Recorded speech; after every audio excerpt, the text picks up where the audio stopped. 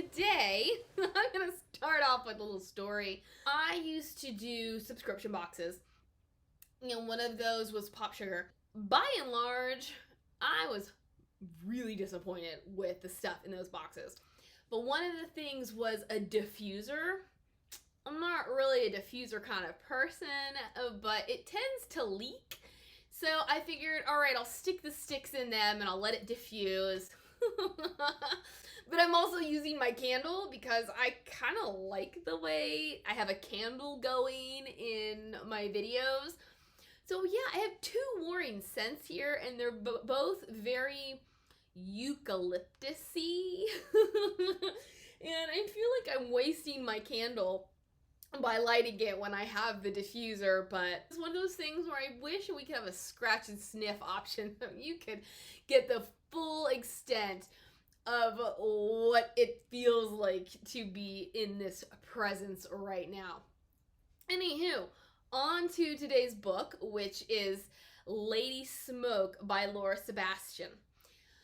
So my thing about Lady Smoke is I read the predecessor, Ash Princess. I didn't react as positively to the novel as I would have preferred, or as I'd hoped. So I get into Lady Smoke, and I was sort of expecting the same thing, particularly because this is a trilogy, and follow-up novels tend to suffer from middle child syndrome, where they're in the middle. So they're bridging the gap between the first and the last. So they're just not gonna be as dynamic. I was impressed by Lady Smoke. I will say, I had no clue. Like, maybe this is what I need to do, is I need to go in a book having no idea what I'm getting into. I did have this picture in my head as to what kind of character Dragonsbane would be and what sort of relationship they would have.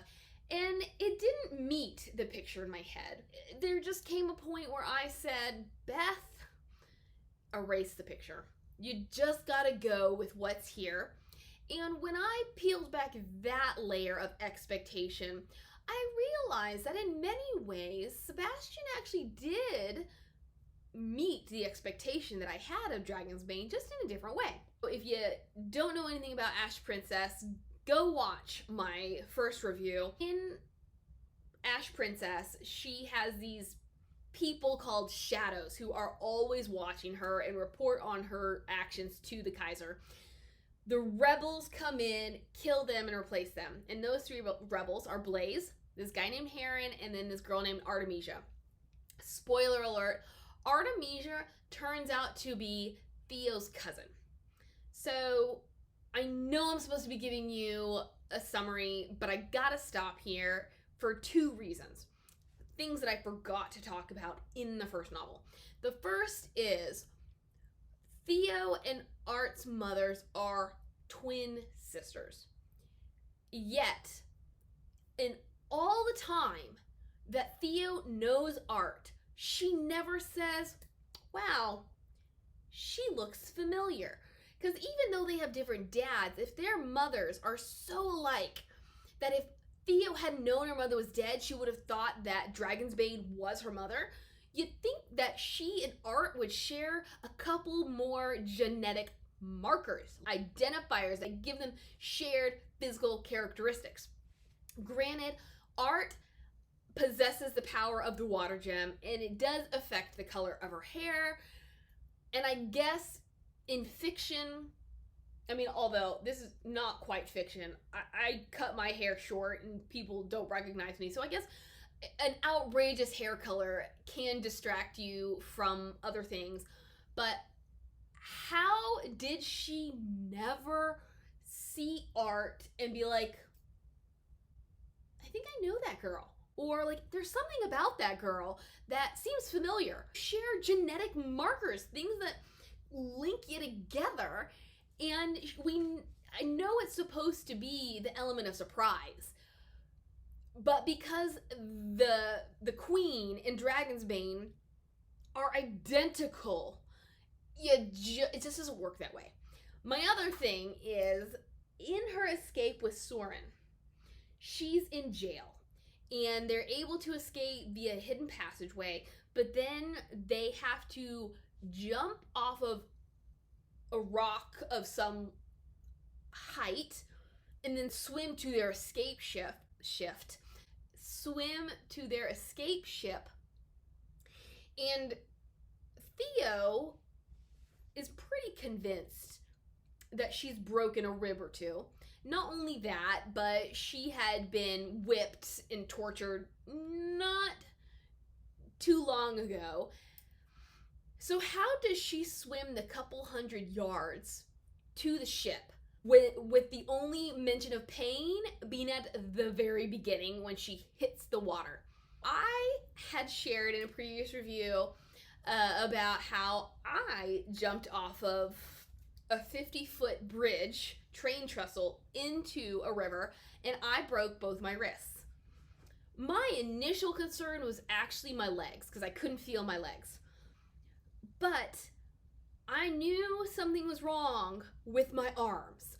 Something did not feel right. It wasn't the fact that I couldn't feel them, it was the fact that I just knew something was wrong. They weren't working properly. They were not connected the right way in order to work the way they should. It didn't take long for the concern over my legs to go away and the pain in my wrists to begin. I'm going from a depth of swimming to, this incline where I can walk. So there was this moment where I was like, I don't know if I can make it to shore. I can't use my arms. I can't feel my legs. But from that maybe 25 to 50 feet it took me to get to shore, I knew something was wrong. And I was in so much pain I could hardly stand it. So for Theo to think that she broke ribs, and granted, ribs are not hands to swim, but still, in order to do this, you use this, and she would feel that pain the entire way. And then we get to the ship, and there is not a single mention from then anywhere else to the fact that she had some broken ribs. This whole rant might be null and void if I completely miss the part where Heron heals her, but I don't remember Heron healing her. I remember him healing Soren. But my whole thing is, how can we go from jumping off some sort of rock face or cliff or, giant rock height into water thinking she has broken ribs to it mattering not at all? I don't think that you gotta be a genius reader to have picked up on that. But let's get into Lady Smoke. They have gotten to their ship and they have reached Dragonbane's ship, which I think it's called the Smoke? I don't know, it doesn't matter. She meets with Dragonsbane, she learns who Dragonsbane is. The majority of the novel takes place in this other land, which I want to call it Calvaxia, I want to call it Estrella. It's neither one of those. But it is home to a really wealthy group of people. They're so wealthy that they have no other concern than to just use pretty things for the sake of them being pretty and to prettify other stuff. The catch is that in order to ally with this group of people and their wizened leader, who I gotta say, I thought more was gonna come from him. There was such an emphasis made on his age and appearance that, particularly because her first thought is, he has to be much older than people are telling me he is. So I'm thinking, maybe he's got some kind of magic up his sleeve. I was thinking like there was gonna be much more to this dude than we actually get. But what he says is, you know what, I'll ally with you, but you've got to marry one of these suitors that I line up for you. It's essentially a ploy for him to get more money, because these guys essentially pay by the day. And then what Dragon's Bane has done, a slight spoiler, I don't think it's that big of a deal, but it is their motivation. She promises him the water gem mine because they are running out of water. So the whole book really takes place with Theo at this land picking out suitors. Then we end up back in Estrella with them trying to take the fire mine. Bit of a spoiler here. Cress has married the Kaiser, so now she is a Kaiserin. She had been poisoned along with her dad. Somehow she survived it. It essentially burns you from the inside out. It had left her with this power. It left her with this fire ability. She ends up killing the Kaiser, and then she tells Theo, look, I will let your people live. I will give you the fire mine. We will back off. You can have whatever you want as long as you drink the same thing you fed to me. Theo, remembering something that Art had told her about how they could live without her. I mean, hello, does anybody remember Mockingjay? Where President Coin is like, we have our symbol, and if the symbol dies, that's kind of actually better for us. We don't need you. We just need what you represent. Same concept here. Theo's like, all right, I'll do it. So she drinks it, and with the audiobook, I was a little confused as to what was happening. Oh my gosh, I feel like a teenage boy with my hair flipping out. I don't know how that happened. As she is burning alive, and let me backtrack just a second to say, she had been manifesting some sort of fire ability. I wish this had been explored more, but on the whole, that was a complaint of mine in terms of how do guardians work? How does it work for people to have powers, to use them, to learn how to use them? Sebastian tried to explain certain things to an extent, but again, it was a little convoluted for me. But Theo had been manifesting some of these abilities. She drinks the Incatrio, and she's burning alive, and Soren had been with her. I guess at some point his presence leaves, and the next thing she knows, Art is there, and Art is using her water ability to save Theo, which Art had been on the battlefield. Theo and Soren and Blaze had been watching from a distance. Eventually Blaze goes off to do something, so it's just Soren and Theo. They are approached with, look, here's the ultimatum, you gotta meet with the Kaiser and the Kaiserin. They go and they talk, and Cress kills the Kaiser and then gives this ultimatum. So I don't know how Art actually got to where Theo was before she died. What I'm gathering is, as she's burning from the inside out, Cress kidnaps Soren. She and her guys get out of Dodge. Art is able to get to Theo in time. She saves her. And when Theo really comes back to her senses, she checks herself because she's expecting to have the same markers as Cress. And the only thing she finds is she now has a white streak in her hair. Those abilities I told you about earlier, she hadn't told anybody. Theoretically, she had talked to somebody else. But now she obviously can manifest fire and do things like she was touched by the fire god. And people are attributing it to her drinking the Incatrio and then her being blessed by that because she was willing to sacrifice herself for her people, blah, blah, blah, blah, blah. Something's not feeling right with her.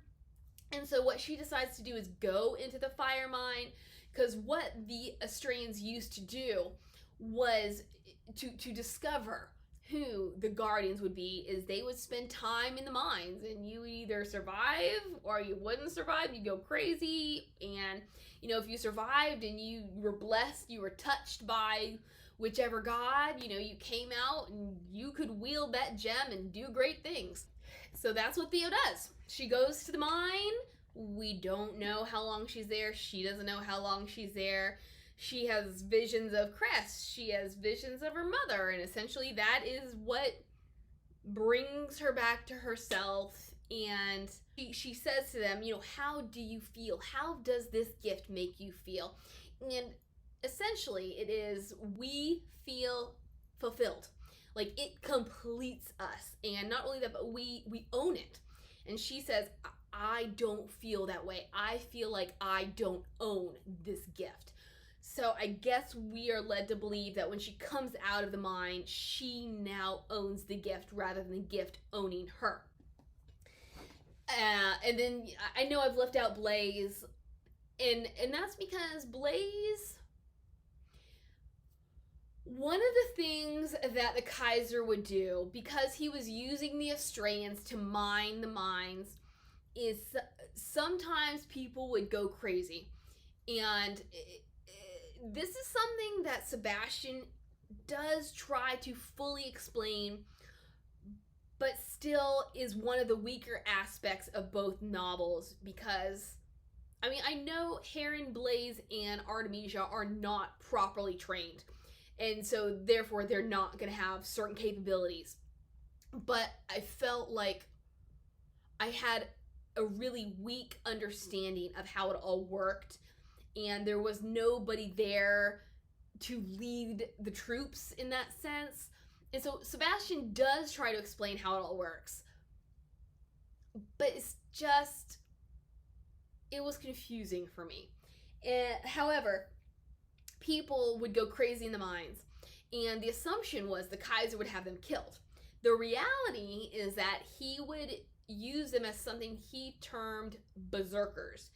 And that means that you go mind mad. The explanation that we are given in this book is, if you think of yourself as an empty vessel, there are various ways to be filled with this magic. So right before the siege with the Calabaxians, kids were displaying a proclivity towards certain magics. It wasn't strong, but it was there. And then there were some people who would go into the mines. They were not blessed by their god, and they came out, but they still had a certain amount of power. Those are the vessels that there's a lot of room, but they're only filled up a little bit. And then there are the vessels who are filled up just enough to have what they need to do what they need to do. And then there are the vessels that are the mind mad vessels, who too much and they're going to boil over.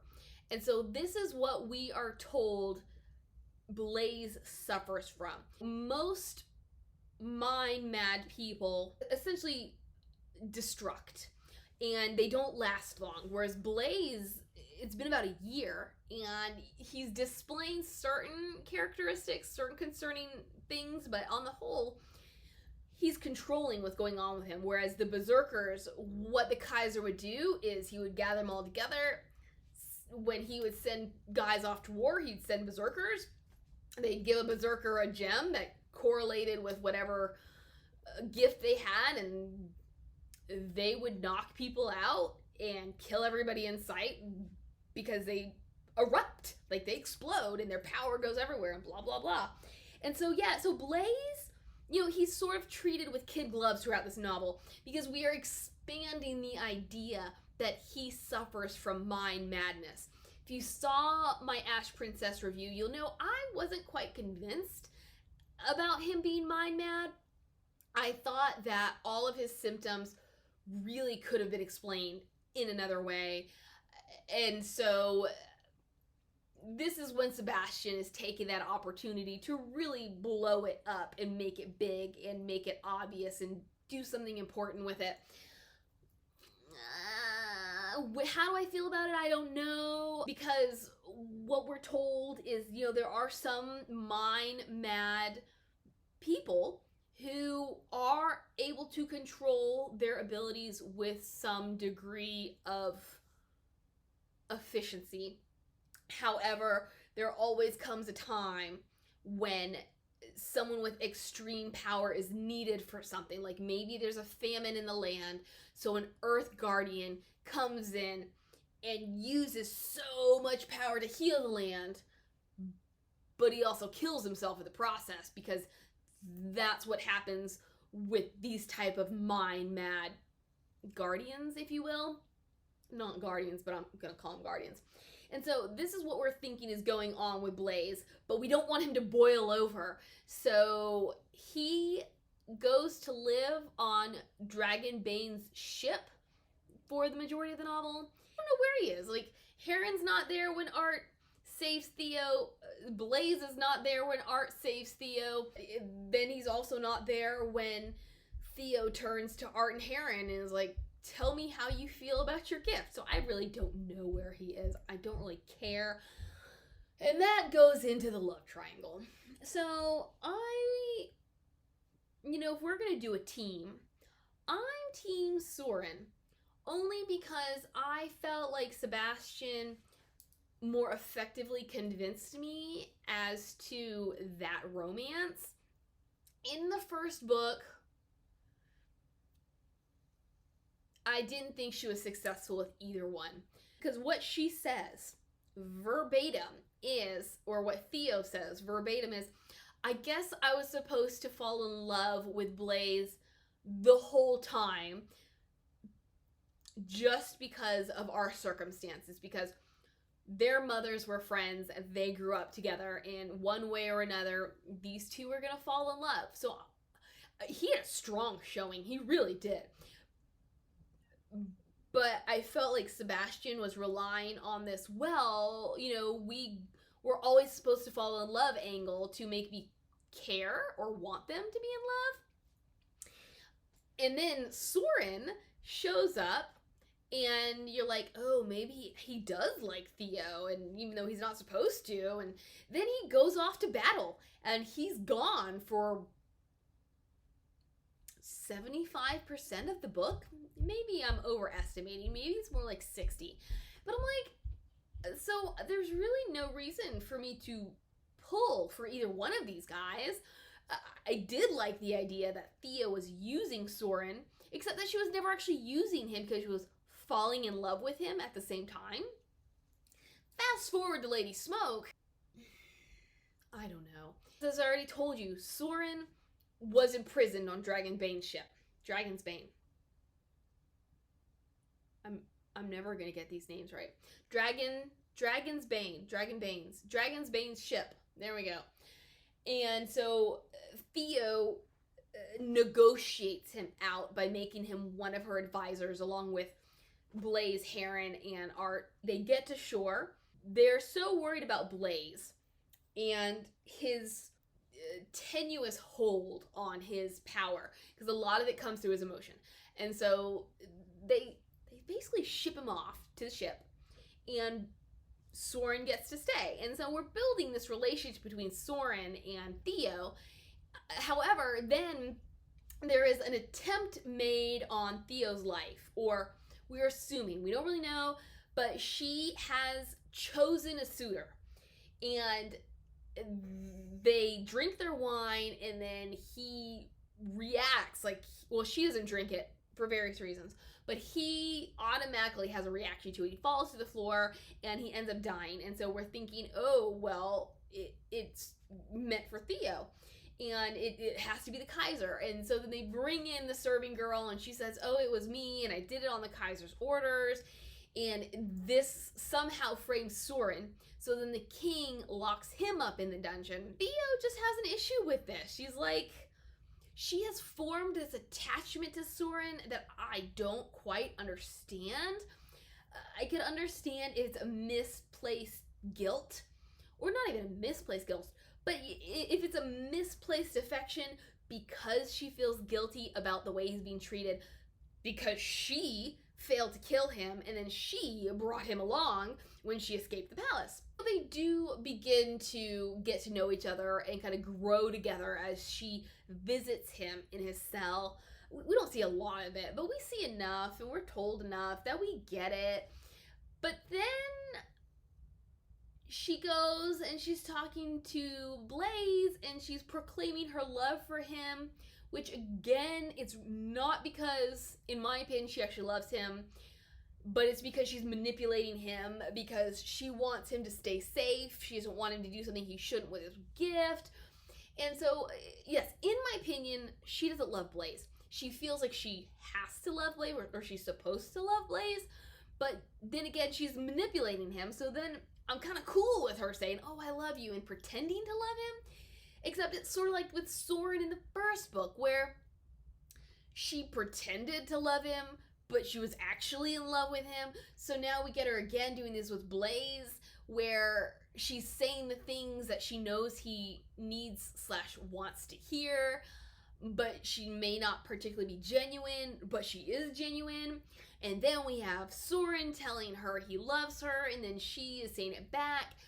But you get the sense that she's actually more genuine in this admission towards Soren. However, then when they leave that realm to go take the fire mine, this is what I don't understand. Blaze is a very emotional, passionate person. But who do you think is the guy that Theo is asking to stay in her cabin every night? Not Blaze, but Soren. So my expectation is for Blaze to be like, what is going on here? I thought you loved me. Now, I do understand that in their culture, in their society, there's really no such thing as monogamy. And for them, they don't even know the concept of virginity. Like, they don't have a word for virginity. So I get it. This isn't really a monogamous society. So maybe that's where it's coming from. But Blaze doesn't give me that impression. He gives me the impression that Theo is his. And so I found it really hard that there was no reaction from him. Like, he wasn't even involved in any of this. Yet, at the beginning of the novel, who was Theo inviting to stay in her room every night?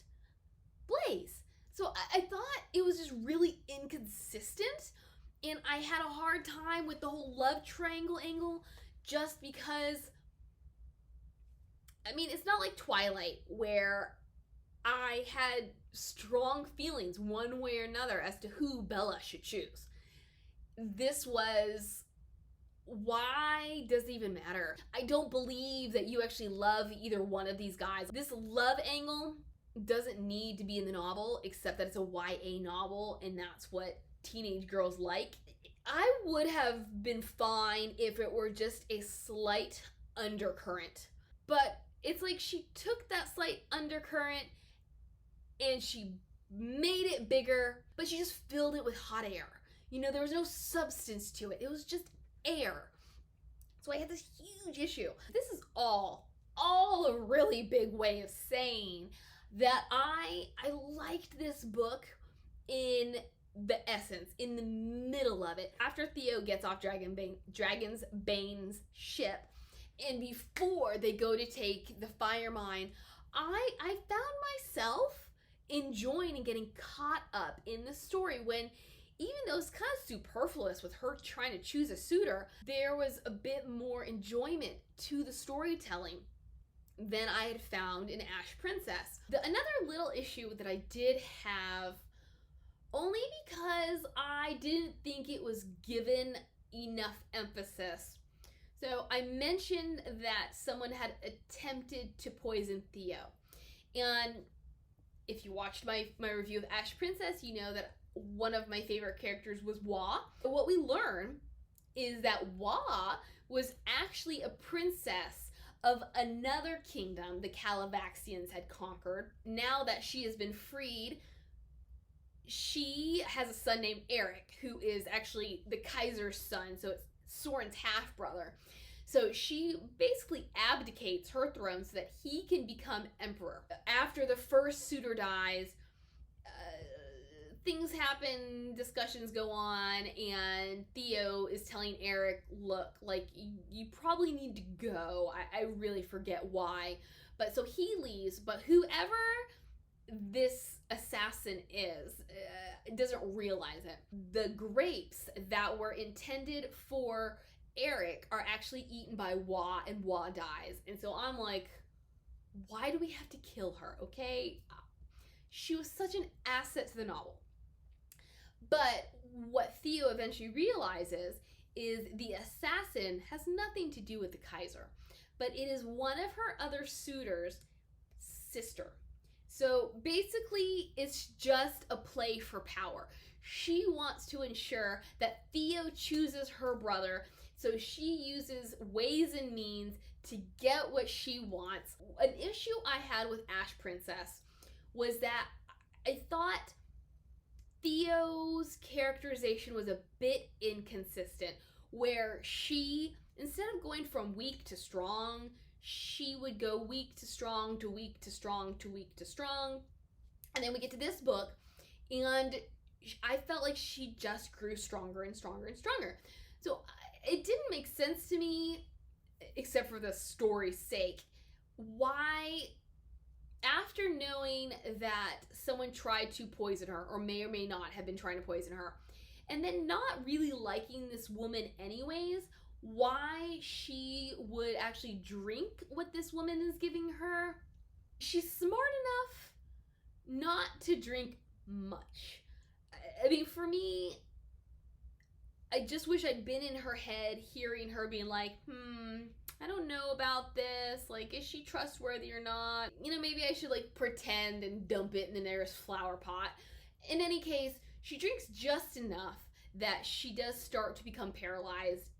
The plan is to kidnap Theo, get her on their ship, have her marry the brother, and there you go.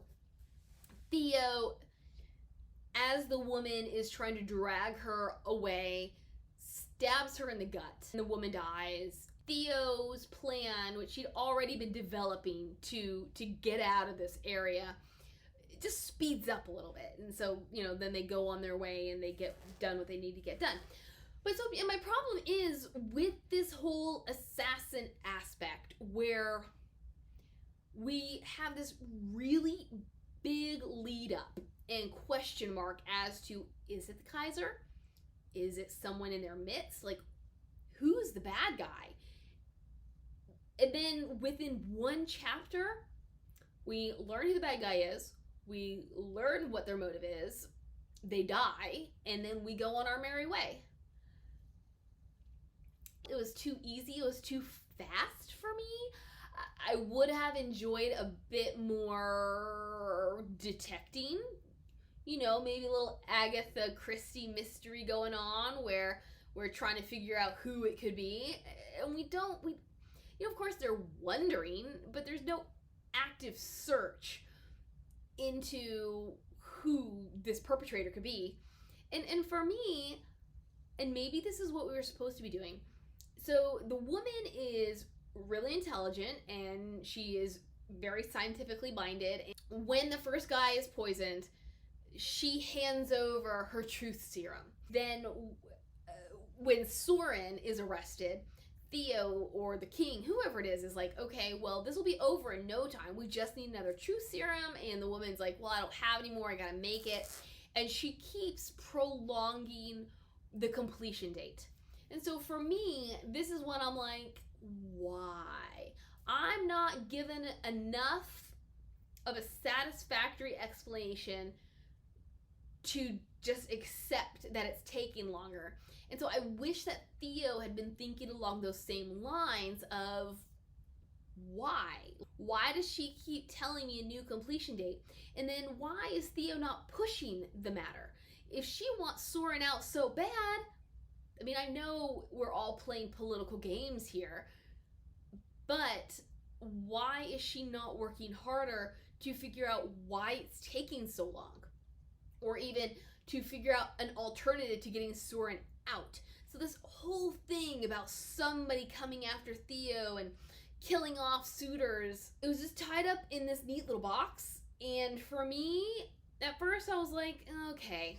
I mean, we could have just cut the whole thing out. But it does provide a good reason for them to need to get out. Because nobody's gonna believe Theo when she tells them what happened. All they're gonna know is that she killed this woman and now she can go to jail because the king, all he does is do things for his own advantage. So that's what he would do, is work this to his own angle. In that way, I was like, okay, yeah, this is a necessary aspect of the novel because we know that Theo is telling the truth, but obviously nobody else is going to believe it. So yeah, like that's tension right there. I just did like the ease with which it was answered, especially because Sebastian is much cleverer than that. She's a much better writer than to tie it up all within one chapter. Any case, I'm sure there's so much more that got left out of Lady Smoke. I have no idea when I'm gonna get Ember Queen. I need to double check to make sure I have it on hold with my library app, if it's actually even an availability. Otherwise, I will be reading it. Let me know what your thoughts are. What are your thoughts on the whole trilogy? Who do you like? Who do you not like? What do you think about the love triangle, which is not much of a love triangle. It's more like a love line in which she bounces from guy to guy and has no true emotions at all. Yes. So there we go. I will see you later. Stay hydrated. Bye.